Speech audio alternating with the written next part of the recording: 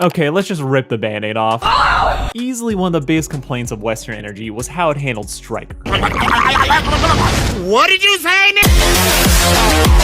Well, this'll be a doozy. What's up guys, I'm Justin Oreo here, and I usually don't do videos like this, as normally whenever I'm responding to an individual content creator on the platform that I have differing viewpoints towards, usually I dedicate maybe a good 1 to 2 minutes of overall criticism towards them before going back to the overall topic at hand. But given how I've gone rather in depth on Stryker's character arc as a whole, and this video is dedicated to that character obviously, I personally feel that it deserves some scrutiny alongside well-deserved constructive criticism. But with that being said, for those of you who don't know the situation at hand, this is a content creator named Sarcastic Chorus, or Chorus for short. Chorus is a general media critic who typically makes shorter but more frequent takes on media surrounding certain shows and figures, with Helluva Boss being a particular big one. So of course, with the notion in mind, Sarcastic Chorus decided to dedicate a 12-minute video discussing both feelings, opinions, and stances on how the latest season 2 episode 4 of Helluva Boss dealt with Stryker. And while I do generally agree with some of the notions that Sarcastic Chorus brings up, there's definitely a hefty amount of context and information that Chorus either missed or glossed over as a whole. So with that being said, I'm gonna try and respond to the entire video point for point and avoid glossing over any key parts that I agree or disagree with. But I'll link it in the description if you want to watch it in full. Obviously don't send any hate to Chorus. If you like the guy's content, that's fine, keep enjoying it. And if you like the video I'm responding to, feel free to go check out the guy's channel and subscribe. And if you like this video as a whole as well and enjoy some of the other content I have on this channel, then please don't hesitate to kill 2 birds with 1 stone and subscribing to the both of us. Anyways, with that being said, let's get into the review. The badass assassin, the reaper of wrath, beater of wives, and ruiner of Moxie's self-esteem, Stryker was a fan favorite. Now, while I generally don't disagree with the notion so far, one thing I want to add is that another thing that made Stryker generally a fan favorite is not just the overall ruining of Moxie's self-esteem, but also the fact of how easily Stryker was able to manipulate and live rent-free within Blitzo's head. Stryker, with as little backstory or past knowledge about our main protagonists as possible, was not only able to easily gas up Blitz's ego. Boss, huh?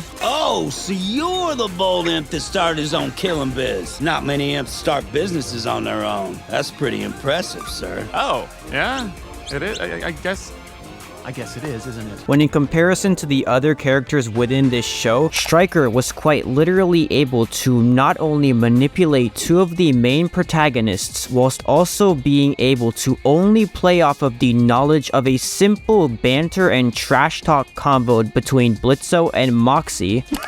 He's right, Moxie. You got cute little baby hands like your baby did. Refrain, sir. As out of the entire roster of villains, none of them were a menace quite like Stryker. So for him to come back with jokes, yeah, it rubbed some people the wrong way. Just like the apparent hypocrisy of Stryker talking a big game about killing royalty, only for him to be working for one, as the only casualties Stryker collected were headcanons. Now, this is the first official part where I start to disagree, and wow, there is a lot to unpack here. First, I guess I'll tackle the part where you put on text boxes stating, quote, with no plan behind it, and when you say no plan behind it, I'm a bit confused as to what exactly you're referring to here. Are you referring to Stryker's plan to kill Stolas? Because that was planned out pretty damn well, as after all, not only did Stryker conduct the date of capture during a time when Stolas wouldn't have direct access to the grimoire, therefore making it unable for Stolas to simply create a one-way portal to safety, which of course made capturing the guy an absolute piece of cake. Like, I suppose maybe you're trying to criticize the writers having Stryker bust into the tavern out of nowhere and directly try and assassinate Stolas face to face, which if that was what you were trying to get at, then I also find that to be a relatively stupid point, as I don't see how Stryker having the future mentality of I ain't gonna stab you in the back because I'm gonna turn around and slit your throat first. Like, how is that a bad thing? Like, what? Or are you referring to when Stryker was told by Stella to keep Stolas alive? That rodeo clown told you he ain't coming.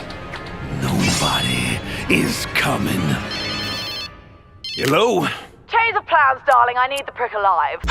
Now, as for the Stella situation, I'll get into that a little bit more, but that's also a stupid point because the whole scenario at hand isn't Striker's fault. That's literally just Stella's own lack of confidence and tendency to be a pushover at the slight hint of a disagreement, and quite literally cannot argue for shit. Literally folds the ultimate game plan to murder Stolas just because Envious responds with a disagreeable counter-argument with a little bit of sweet talking mixed between it. This kind of situation is extremely unique. But with him alive, we have opportunities. I say we bide our time and wait for the chance to gain the upper hand. Quite literally folds after the drop of a literal disagreement and makes stunning rebuttals like, I want him dead so badly!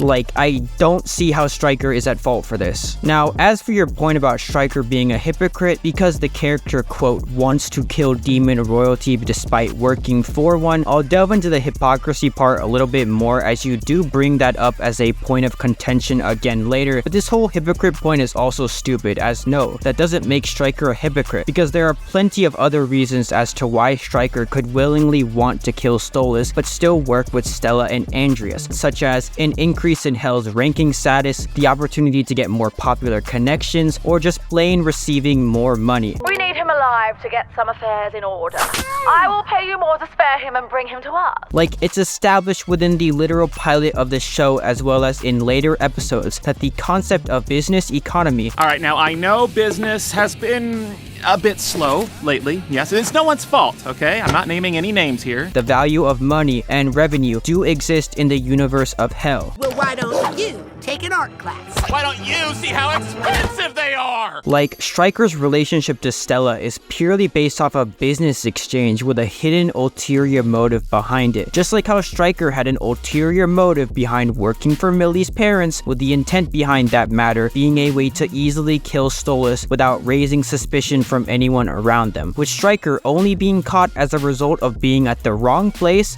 at the wrong time. Like, how else do you think Striker was able to obtain weapons that are designed for killing demon royalty? Like, Moxie literally works for a boss that owns a relatively successful business that makes tons of bank per year, and even Moxie was shocked as to how Striker obtained this weaponry. Genuine Carmine crafted blessing tipped rifle. How in the fuck did he get one of these? Not only that, but these types of weapons are established by both Moxie and Striker's own volition to be high-class, black market goods. Why do you have this, mister? You are aware this kind of weapon can kill. Demon royalty. Yes, that. No shit. That's kind of the point. Okay, while I'm relatively concerned by your possession of this, I'm also glad my instant dislike of you has been validated. Anyways, moving on to your other points. But personally, I don't think Striker was as ruined by this episode as some other people. As yes, the dick joke feels like a Chaz bit, but on the whole, I feel like Striker's characterization was way more consistent than some people are giving him credit for. Now, this is not necessarily a point against you, but in terms of the whole dick jokes thing, yeah, this is something that I and other critics have made a point to point out against the show, that being the whole high sexual queer-esque antagonist trope. A Blitz's clone, but worse, walks through the door. He's apparently the ex-boyfriend of both Moxie and Millie. No flashbacks contain any chemistry, it's just a bunch of like sex jokes. Did anyone else notice that a majority of gay Helluva Boss and has-been characters are hypersexual twinks? And while it isn't exactly established as to what Striker's sexuality is within the show, it does feel rather odd that Season 2 has done this for almost every main character antagonist. Like, it feels like it's on the verge of being kind of like queerbaity. And yeah, you are absolutely correct here. Striker was not ruined by anything, it's just that this episode essentially once again gave Striker an aforementioned scapegoat, that being Stella. Secondly, I don't think there's really anything wrong with giving a villain character some goofball characteristics, as after all, a character can still technically be funny but also be recognized as a menace to our main protagonists. A good example of this being Striker's hallucination during Helluva Boss Truth Seekers. But you don't want to move things along, Lizzo. Striker's message is so important because it does a literal 180 to what everyone else's purpose of being within the hallucination is for. And Striker, a newer entity that tempts Blitz to betray the imps, implying he still craves intimacy. Unlike the other characters, Striker's literal purpose within the hallucination quite literally boils down to insulting Blitzo for being so trustworthy and easily convinced by Striker's bare bones manipulation tactics. The difference being that in Harvest Moon, Striker is everything Moxie is trying to be in this episode. Aggressive, physically powerful, country tough and tall. The majority of this episode is Moxie getting clowned on, as Striker's just better than him at everything. This has the effect of letting the audience buy into Striker's machismo. Again, it wasn't just that, it was also how well Striker not only gassed up Blitz's narcissistic ego, but also how Striker was able to have Blitzo under Striker's finger, almost convincing Blitzo to immediately become business partners. Blitzo becoming so easily trusting of Striker's character without even more than a week of interaction, and almost offering to be business partners. It's gonna be nice working with him. What?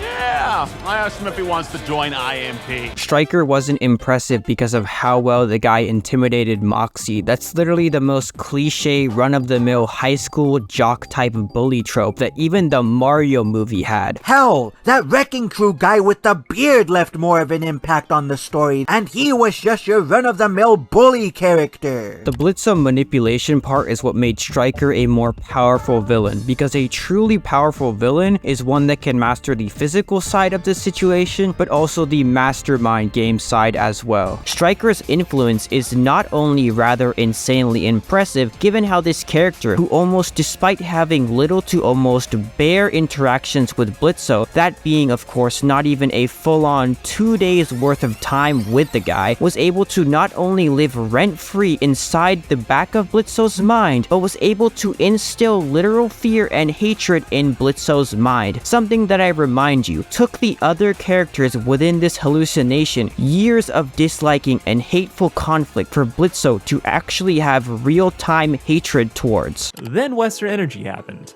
and suddenly Striker isn't setting up the joke at someone else's expense.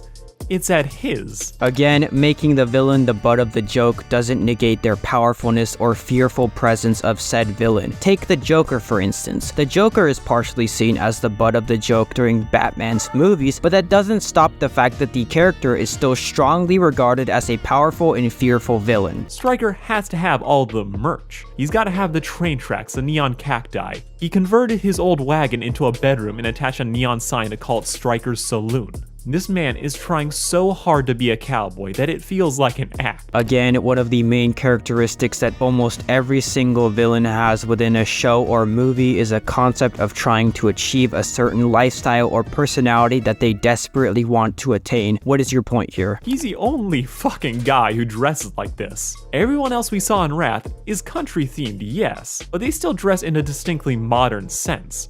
Striker, meanwhile, dresses like he just robbed Party City. Well, to be fair though, Hell does contain dozens of different species and demons that have all died at a different point of life, which could be a reason for the differing attire. For example, Alistor's outfit contains early time 1900s attire due to the fact that the character died during the 1930s era. So the reason why Striker wears a cowboy-like attire could just be because the character died during the 1800s when that sort of attire was considered to be normal. In fact, taken all together, it's kind of sad, which I do feel like is part of the point that the show is trying to lead you to. Striker, for all his posturing and paraphernalia, is kind of a loser. Nice job, Officer Face. You really connected the dots on that one. Yeah, no shit, genius. A villain is a tough guy but is secretly hiding the fact that they're a fraud. Wow, I haven't seen that trope in almost every hero versus villain themed media ever. Striker in his first episode gave a great sales pitch to Blitz about why they should team up, pointing out how Hell as a society is very much stacked against imps. They are effectively at the bottom of Hell's social ladder. They are treated as servants, hicks, or literal pets. That's literally why Striker hates being regarded as an imp so so much. Because if you, as a person, were constantly being looked down upon by higher-ups, would you not want to join the higher-powered clique yourself? He's a narcissistic jackass who is overly in love with himself. Well, to be fair, that does explain why Stryker was able to manipulate Blitzo so easily. Blitzo is kind of a narcissist. Now, I would be pretty surprised if you didn't know this, considering the fact that it's quite literally revealed to us in the literal pilot of the show. All right, now I know business has been a bit slow lately. Yes, it's no one's fault, okay? I'm not naming any names here, Moxie. Now, does anyone... After all, it does take a narcissist to manipulate another narcissist. As you look at his weird evil lair, you hear his theme song, and you still can buy into him being cool. One look at that rock hard package though, and his street cred just plummets. I mean, not necessarily. I don't see how having a massive dong statue makes you instantly lose your sense of power, as after all, Julius Caesar created statues that contained the dude's dong, but the guy was still regarded as a fearful powerhouse before being stabbed 37 times in the chest. With the episode going even further to deconstruct the noble motivations he claims to have. And some of us have everything we care about taken away by fuckers like you. Yes, ma'am. Glorious.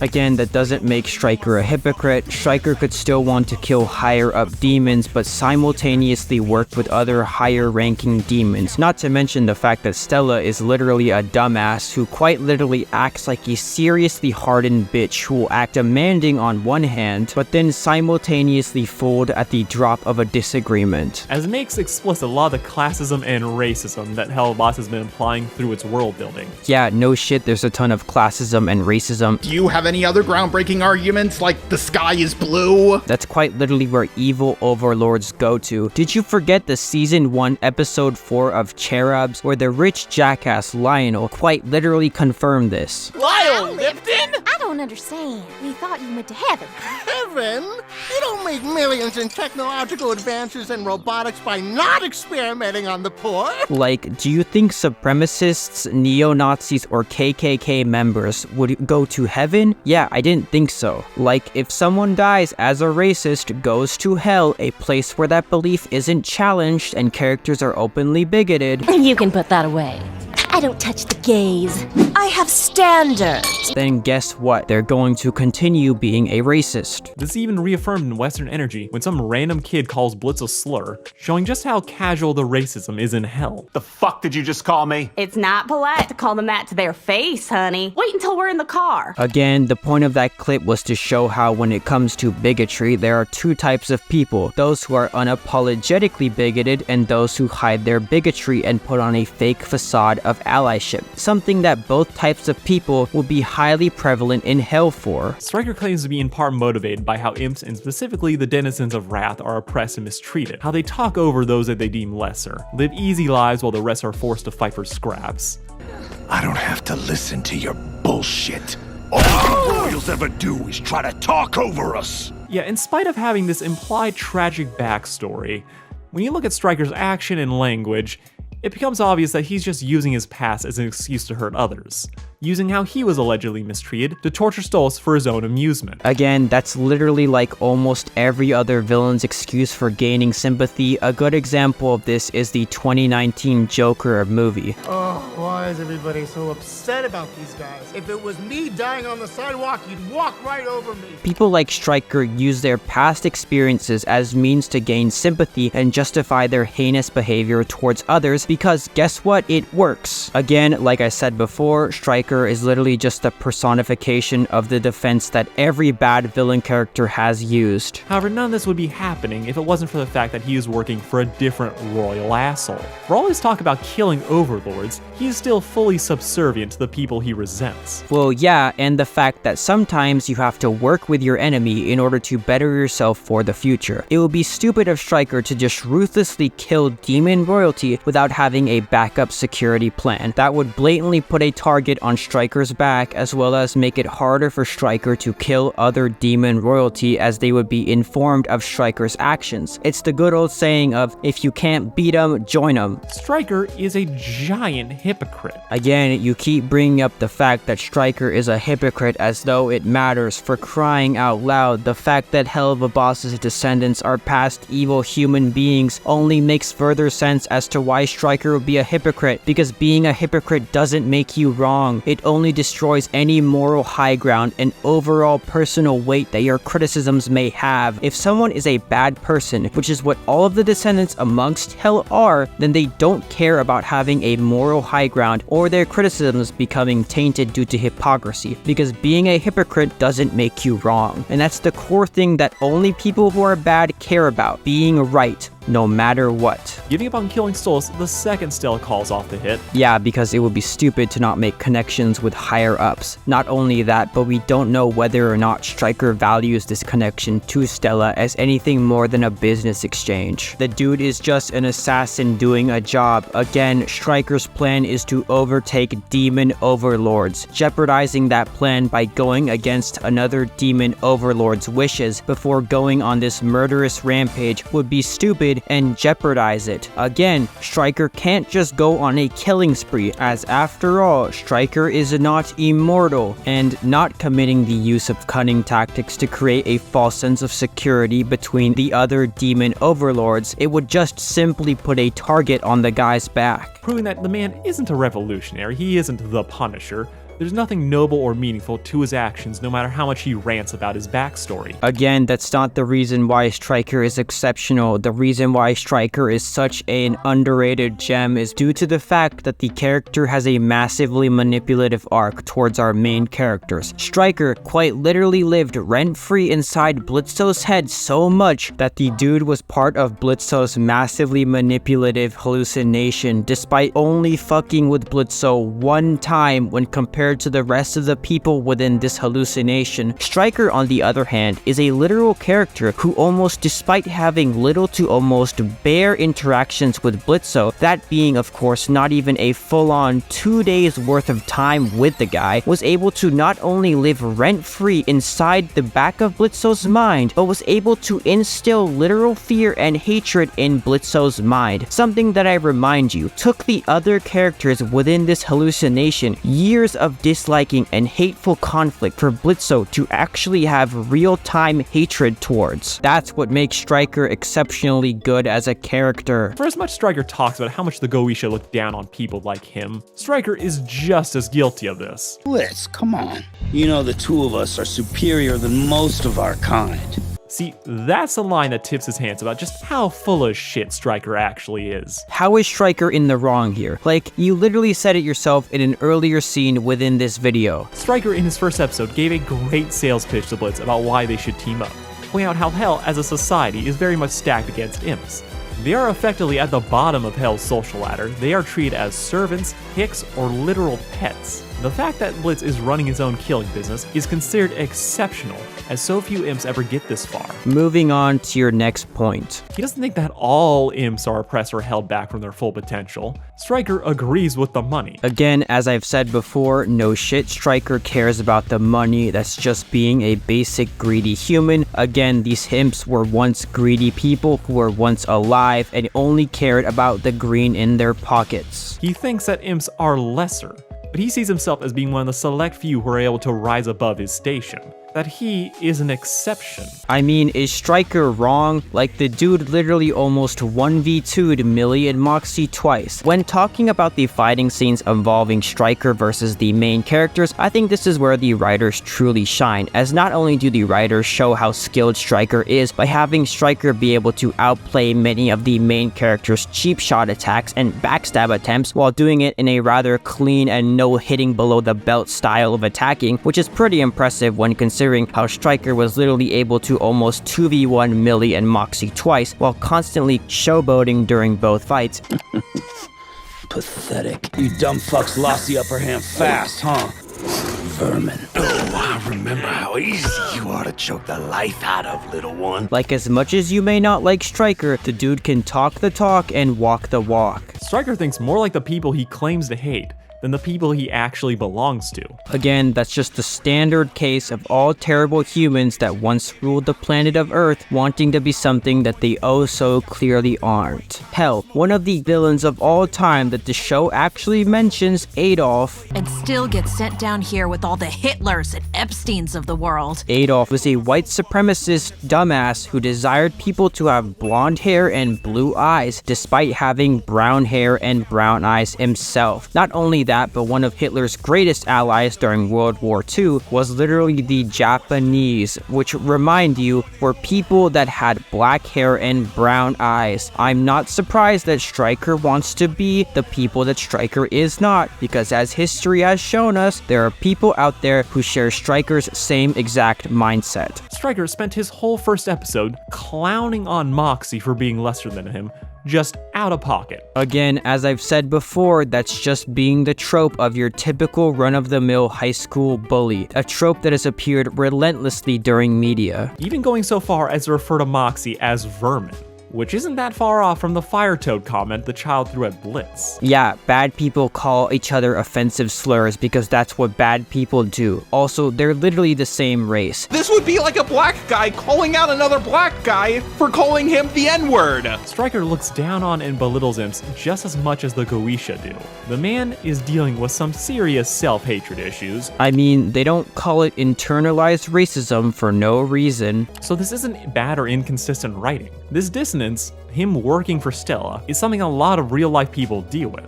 I think it's probably the most interesting part of his character. Thank you for acknowledging this. My biggest question is, how the hell did you forget that most of the people living within this hellhole are descendants of bad people? It's like you made the comparison without realizing that you made the comparison. Was this worth it? As everyone's different, so everyone has to make their own judgment call if they enjoyed Stryker being a big intimidating presence versus the humor the show utilizes to poke holes in the persona he's crafted.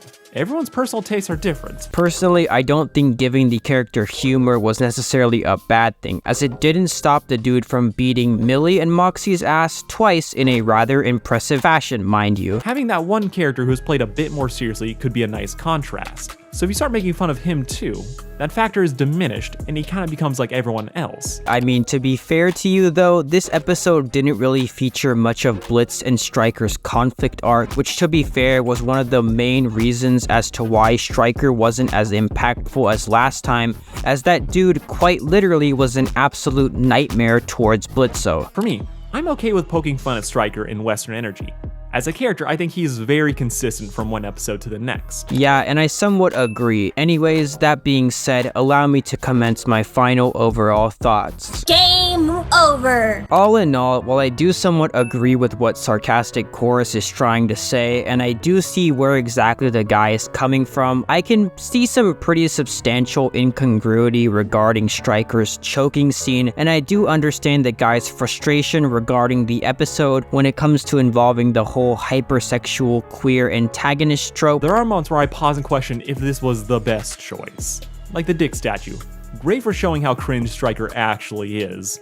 We just got done dealing with a different sharp-toothed villain obsessed with having a big dick, so to have another does make it feel repetitive. Personally, I don't think giving Stryker some amount of comedic relief is in any way, shape, or form a bad thing, and I do understand where Chorus is coming from with scenes like this. We got shit like this. Oh yeah, he's Stryker, he's Stryker, he's shut the fuck up! This is honestly such a stupid goof that could have easily been resolved by having Stryker ruthlessly kill the one singing imp with a simple pistol shot, therefore helping to preserve Stryker's ruthlessness. Overall, I do agree with the guy's concluding message about wishing the writers the best of luck when tackling the character for future episodes, and I, much like Chorus, do think that the character Stryker isn't an irredeemably ruined character such as the likes of Stella, Stolas, and whatnot. But with that being said, that concludes this video. Feel free to check out my last in-depth character analysis on Stryker as a whole. But with that said, be sure to like and subscribe, and I'll see you guys next time. Peace. Whoa now, racial slurs? Bro, you're white, and she's white, and she's white. And she's white.